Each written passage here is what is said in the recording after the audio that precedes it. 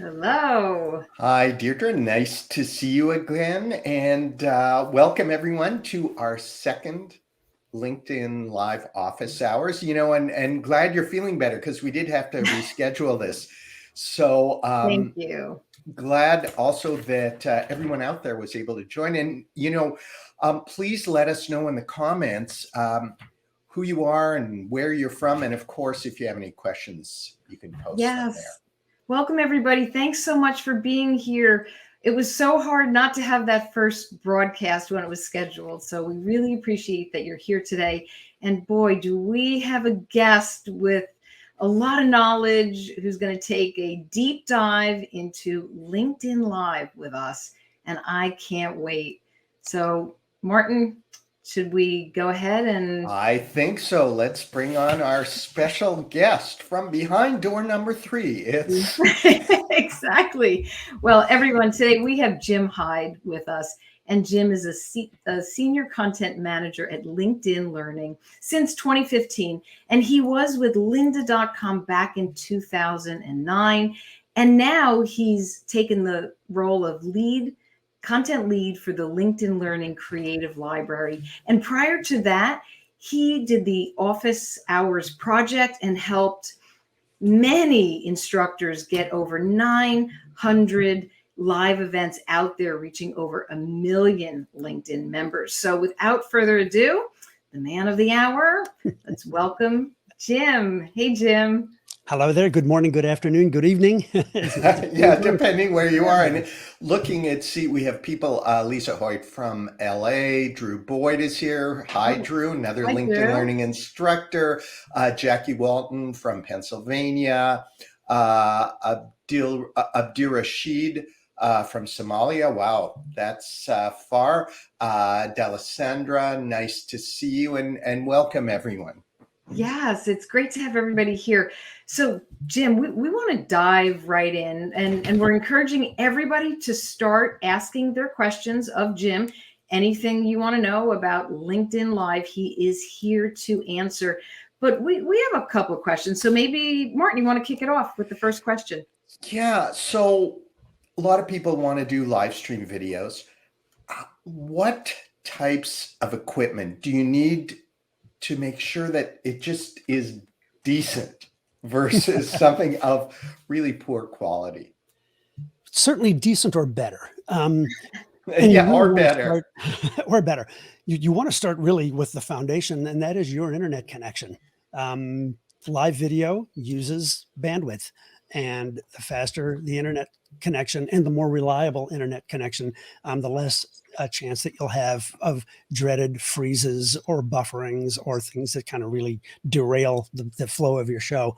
Pretty much any good broadband connection is capable of doing live streaming. But what I really strongly recommend, and we always recommend to our instructors, is if you can, hardwire your computer rather than use Wi-Fi. You lose about 20% of your internet performance by using Wi-Fi instead of hardwire. And there's the potential for interference, from your smart light bulbs suddenly going on or whatever that can cause that connection to glitch a little bit. So copper is always going to be better and more reliable than wireless.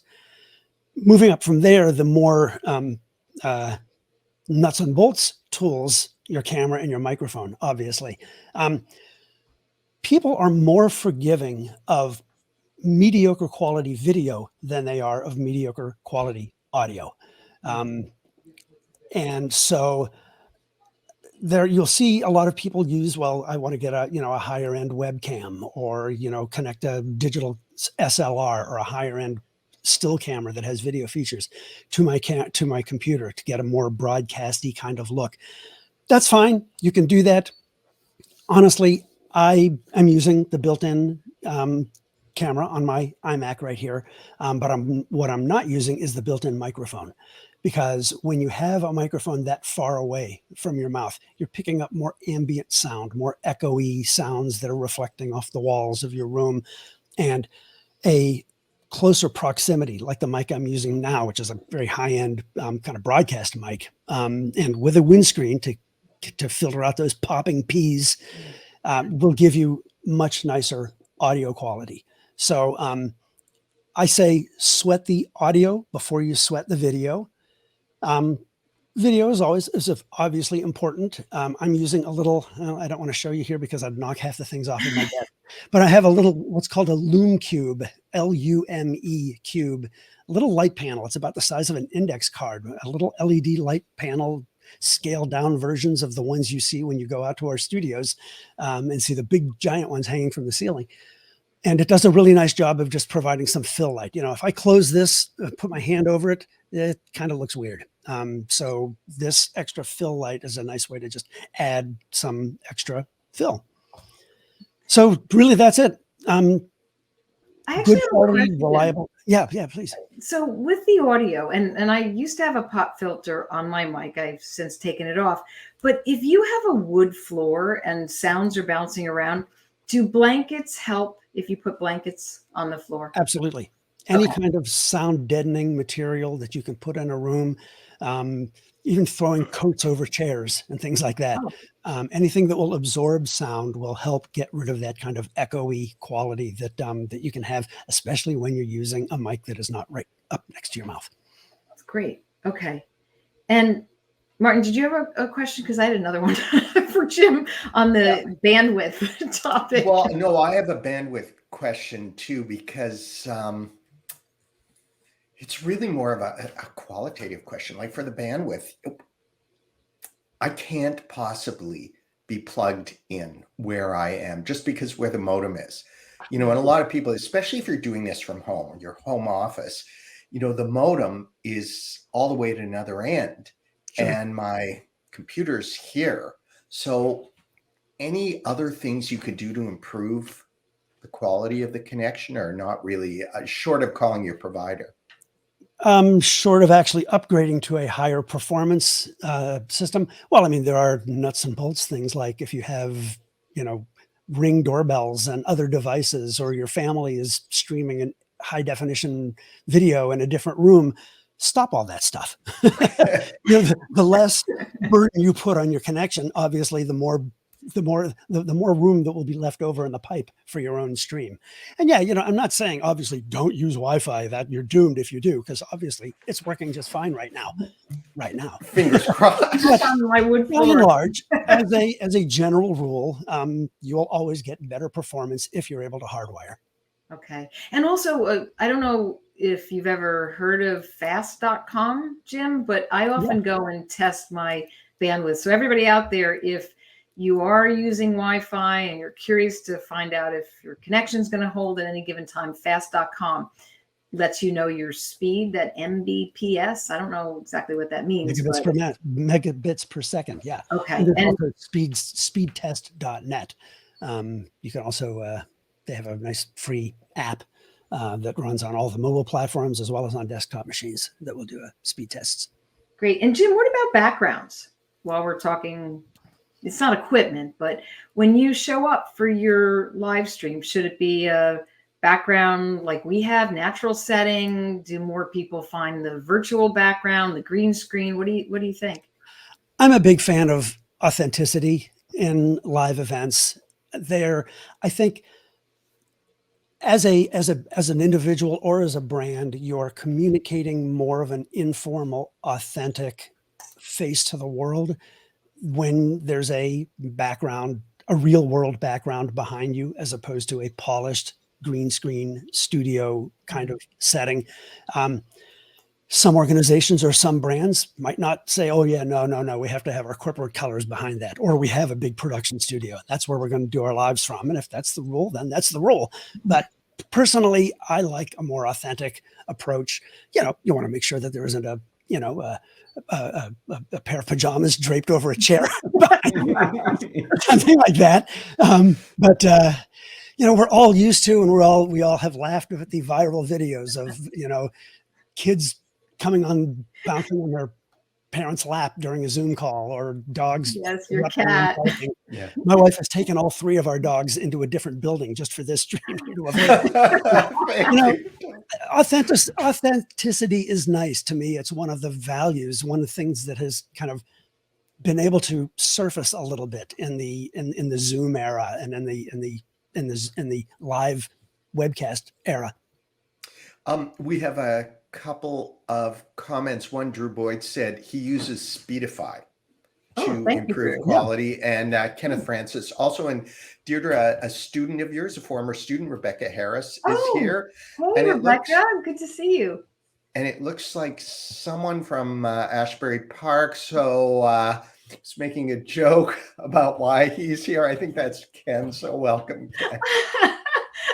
So, the Martin Waxman fan club. Yeah, I don't have one of those. And if I do, I've got to move because they could find me. Yeah, I want the button. Yeah. Terrific. So a lot of companies and individuals are jumping on the bandstream wagon these days, the live stream bandwagon, the bandstream wagon. So I need to learn how to read or whatever. What advice would you give them, Jim, just before they get started? So we talked about equipment, but more like content advice. Yeah.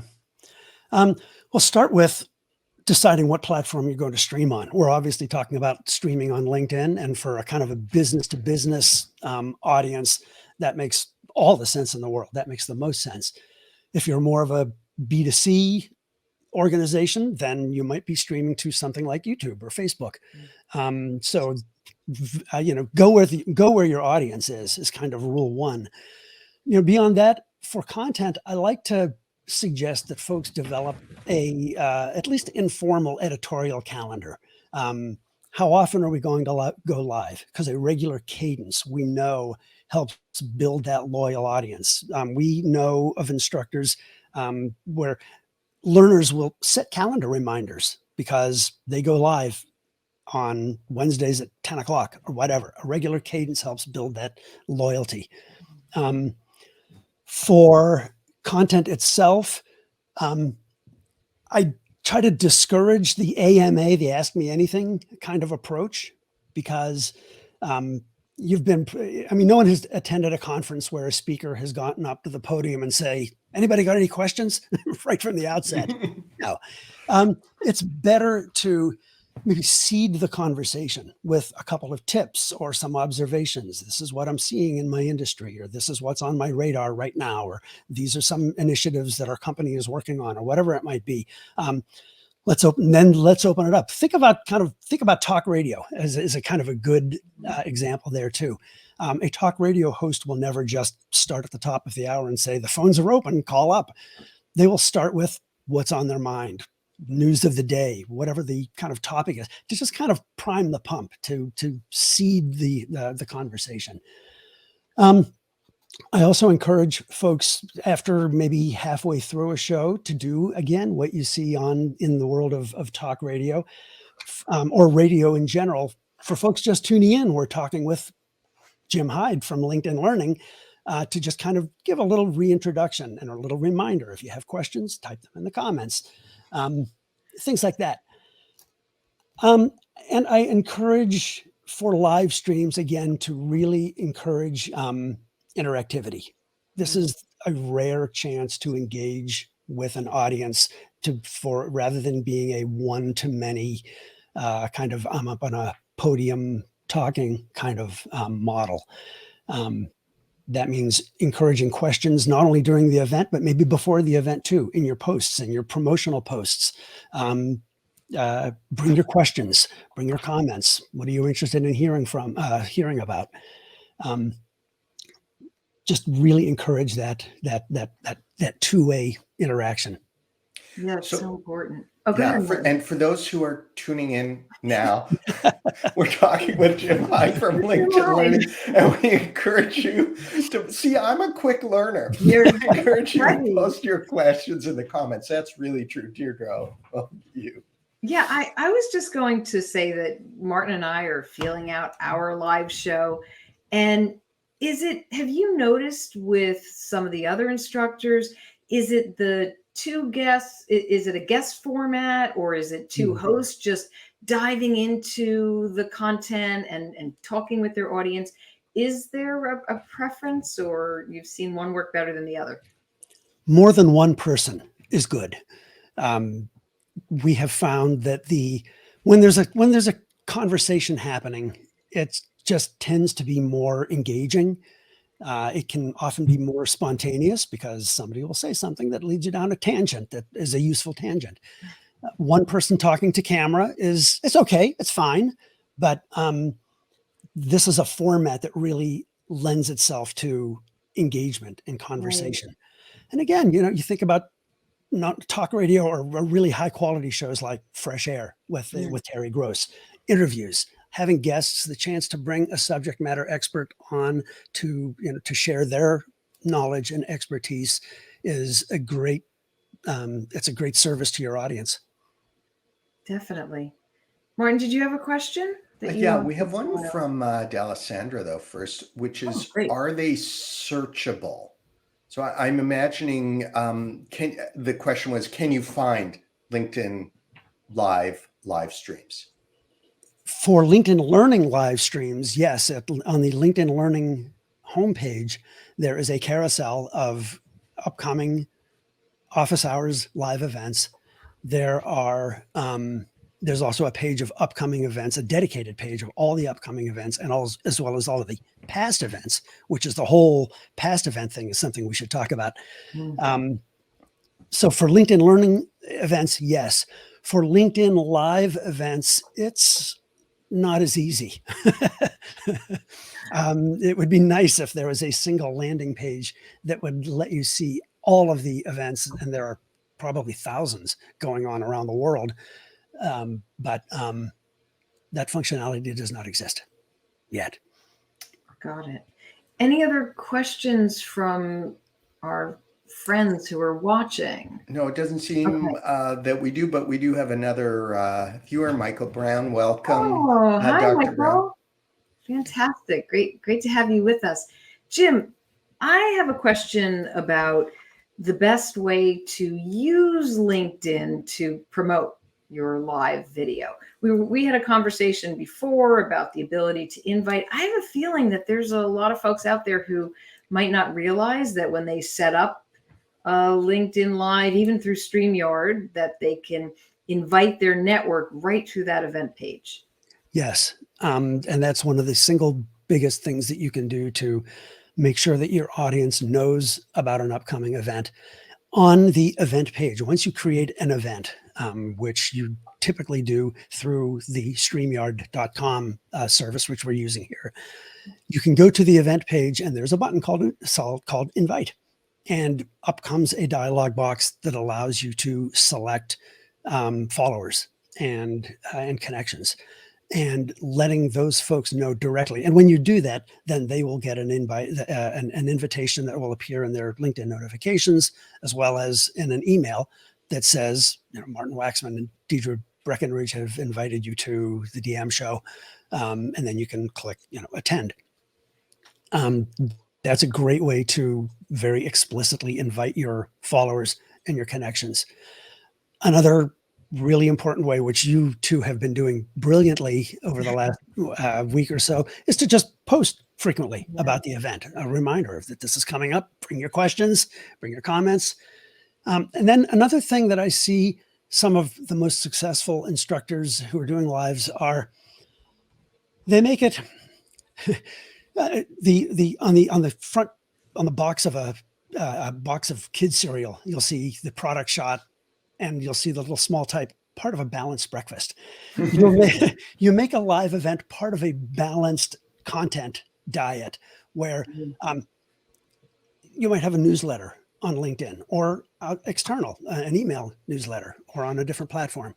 You might have speaking engagements or books or other other appearances of one kind or another.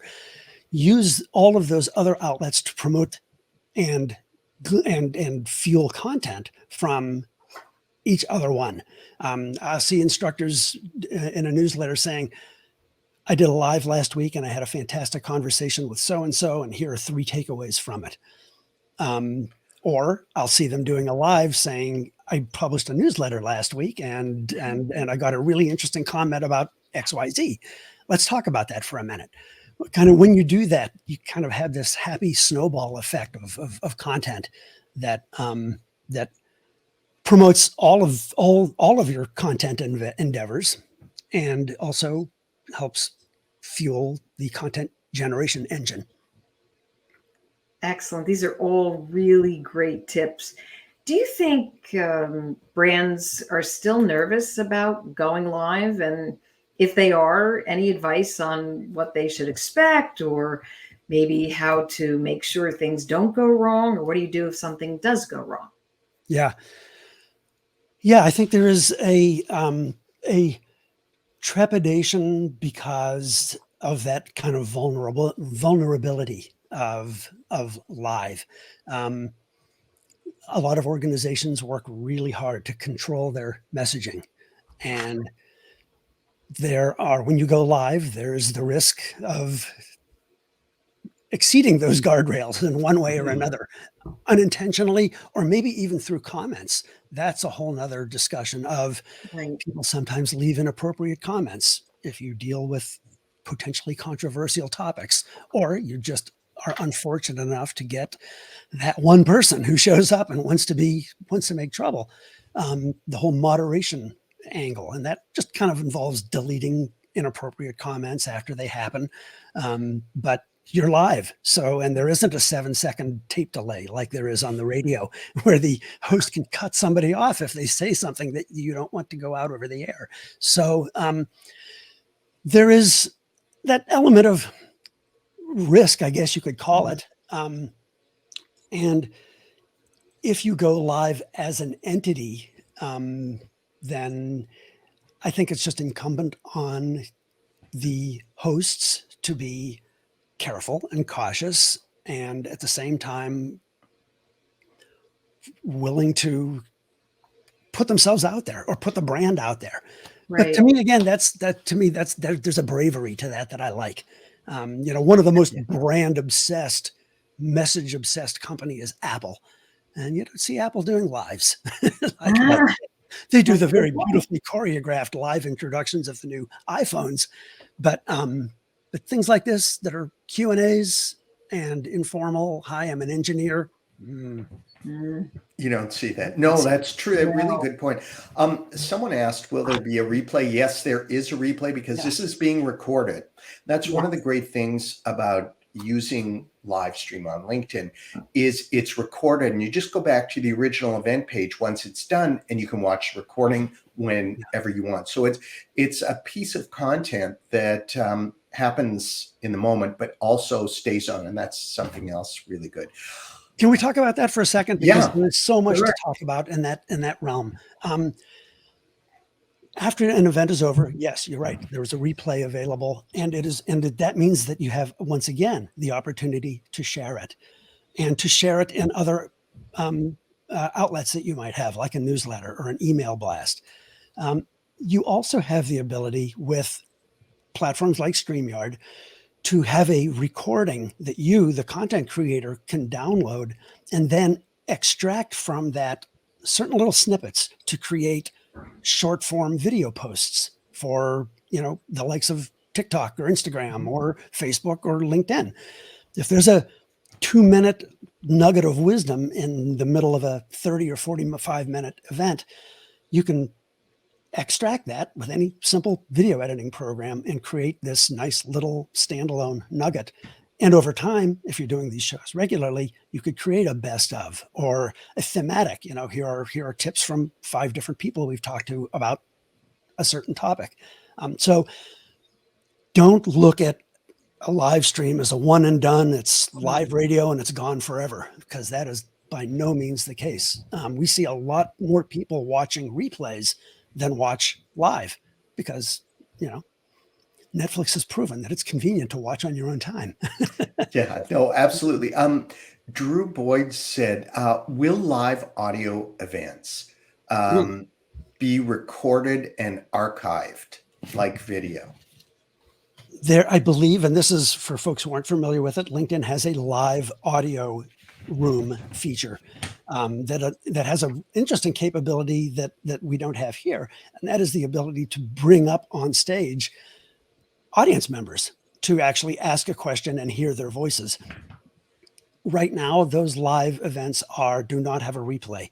Once they're done, they're done. They are like radio. They're gone. I believe that a replay capability is I'll just say that I know that a lot of people have asked for it. I can't speak for the product team. I don't know where it is on their roadmap, if it is, but I just know that that is something that people really want. Okay, that's what are, aside from this show, of course, what are some of the LinkedIn Lives that you might recommend people watch just to get an idea of, how to do it well? And well, I'll ask you the second part of that after, but let's start with the good ones. Well, I would be remiss if I didn't mention those from Drew Boyd. Kim Kaup is another instructor. She is an instructor who has probably done more lives than any other instructor. She also simultaneously streams to Facebook, maybe also to YouTube. She calls it Coffee with Kim, and it's on Wednesdays. And her last name is Kaupe, Kim Kaup, and she's fantastic. And she has really kind of set the standard for consistent. I go live every Wednesday. I forget what the time of day is. So I would definitely check those out. There's just so many. There's so many, I can't pull out of my hat some additional names. I'll ruminate that in the minutes that we have left. And if any other real kind of all-star rock stars come to mind, okay, mention them. And Drew has another question. Drew, too bad this isn't audio, because otherwise we would bring you up here with us. That's right. But can we have access to live recordings to manage and edit them, similar to what happens on YouTube? Right.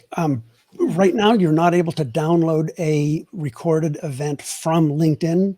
However, in StreamYard, you're able to record locally, and you actually, as a result, have a higher quality because it's a little bit less pixelated. The video quality is better. And you can download those and massage those, use just the audio, use the audio and video, or like I said a few minutes ago, extract just a couple of minutes for some little key nugget for a standalone post. So we're coming to the end of our conversation. We're going to have to get you back because I have so many more questions. My pleasure. Sure you do. Do you have any final words of advice? A very simple one is make eye contact with the camera. You see it in Zoom calls all the time where people are talking. They're looking at someone's face as they answer a question, but it doesn't look like they're talking to that person because they're looking down here as opposed to up here. It's a hard habit to get into, but look at the red dot. Look at the camera to establish more of that connection with your audience. Yeah, and by and large, just make sure that you promote the event before and after. Promote that replay. Think about a content strategy.